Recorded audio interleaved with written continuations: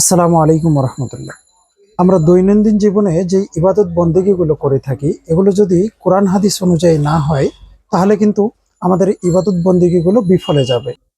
বছরে এমন কিছু গুরুত্বপূর্ণ দিন আছে যেই দিনগুলোতে বিশেষ ফজিলত রয়েছে, যেমন রমজান মাস, শাওয়াল মাস, শবে বরাত, শবে কদর, শবে মেরাজ সহ অসংখ্য রজনী আছে, অসংখ্য দিন আছে যেগুলোর ফজিলত কোরআন হাদিসে রয়েছে।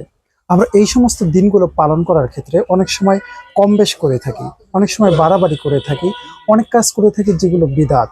এজন্য আমাদের এই সমস্ত দিনগুলো সম্বন্ধে কোরআন হাদিসে কি বলা হয়েছে তা জানানো অত্যন্ত জরুরি। বছরের সেই গুরুত্বপূর্ণ ফজিলতপূর্ণ দিনগুলো নিয়ে লেখা হয়েছে কোরআন হাদিসের আলোকে ফজিলতপূর্ণ দিনগুলি।